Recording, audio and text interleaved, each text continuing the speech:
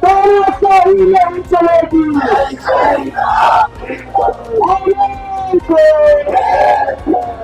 तानाशाही नहीं चलेगी। नमस्कार, मैं हूं सपना और आप देख रहे हैं एक न्यूज 24। आपको बता दें कि बर्खास्त संविदा कर्मचारी का विरोध प्रदर्शन बिहार की राजनीतिक और प्रशासन दोनों के लिए एक बड़ी चुनौती बन गया है। आइए इस पूरे घटनाक्रम को सरल शब्दों में विस्तार से समझते हैं। हाल ही में बर्खास्त संविदा कर्मचारी ने पटना स्थित भाजपा कार्यालय का घेराव किया। यह घेराव तब और गंभीर हो गया जब राज्य के उप मुख्यमंत्री विजय सिन्हा वहां मौजूद थे और प्रदर्शनकारियों ने उनका भी घेराव कर लिया। इस बीच केंद्रीय मंत्री नित्यानंद राय की गाड़ी भी दफ्तर के बाहर जाम में फंस गई। मजबूर होकर उन्हें गाड़ी से उतरकर पैदल कार्यालय तक जाना पड़ा। कार्यालय में उस समय चुनाव को लेकर अहम बैठक बुलाई गई थी, लेकिन प्रदर्शन ने पूरे माहौल को बदल दिया। उप मुख्यमंत्री का प्रयास और असफलता। उप मुख्यमंत्री विजय सिन्हा ने मौके पर मौजूद रहकर प्रदर्शनकारियों को समझाने की कोशिश की। उन्होंने उन्हें भरोसा दिलाया और सरकार उनकी समस्याओं को सुनेगी, लेकिन प्रदर्शनकारी मानने को तैयार नहीं थे। वे लगातार नारेबाजी करते रहे और अपनी मांगों पर अड़े रहे। स्थिति को संभालने के लिए मौके पर भारी पुलिस बल की तैनाती करनी पड़ी। मंत्री और नेताओं की परेशानी। इस प्रदर्शन की वजह से कई मंत्री और नेता कार्यालय तक पहुंच ही नहीं पाए, कुछ बाहर से ही लौट गए। इसमें यह साफ हो गया कि प्रदर्शनकारी कितने भी आक्रमण मूड में हो और वे अपनी बात मनवाने के लिए किसी भी हद तक जाने को तैयार है। संविदा कर्मचारी की मांग। इन कर्मचारी का मुख्य मांग दो है, जिसमें समान काम के लिए समान वेतन, यानी अस्थायी कर्मचारी के लिए बराबर वेतन, नौकरियों की उम्र सीमा 60 साल तक। सभी संविदा कर्मचारियों की अस्थायी नौकरी जैसी सुविधा नहीं मिलती और उनकी सेवा अवधि भी सीमित होती है। इसके अलावा उनकी एक और मांग यह भी है कि जिन 8000 संविदा कर्मचारियों को हाल ही में बर्खास्त किया गया है, उन्हें फिर से नौकरी में लिया जाए। वे कर्मचारी विशेष सर्वेक्षण कार्य में लगे हुए थे, लेकिन जब उन्हें हड़ताल का ऐलान किया और काम बंद कर दिया तो विभाग ने सख्त कदम उठाए और 8000 कर्मचारियों को नौकरी से हटा दिया।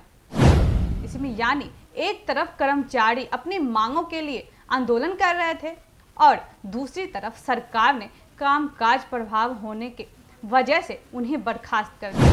28 दिन से जारी धरना।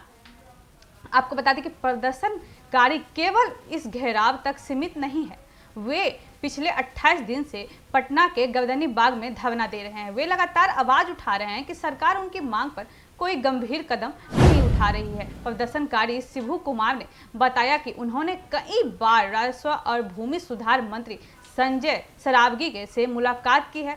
मंत्री ने आश्वासन भी दिया कि समस्या का हल निकलेगा, लेकिन अब तक कोई ठोस पहल नहीं हुई। यही कारण है कि कर्मचारियों में नाराजगी और गुस्सा बढ़ता जा रहा है। वर्तमान स्थिति और असर भाजपा कार्यालय का घेराव यह दिखलाता है कि मामला कितनी गंभीर हो चुका है। आवाज उठा रहे हैं कि सरकार उनकी मांगों पर कोई गंभीर कदम नहीं उठा रही है।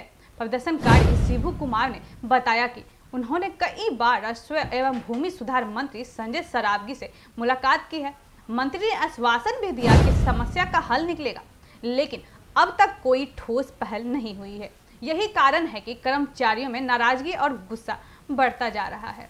इस वर्तमान स्थिति और असर भाजपा कार्यालय का घेराव यह दिखलाता है कि मामला कितना गंभीर हो चुका है। चुनावी माहौल में यह मुद्दा सरकार और पार्टी दोनों के लिए मुश्किल खड़ा कर सकता है। विपक्ष भी इस मामले को उठाकर सरकार पर दबाव बनाने की कोशिश कर सकता है। इसी में प्रदर्शन के चलते प्रशासन को भारी पुलिस और बल तैनात करना पड़ा ताकि हालात बिगड़े नहीं।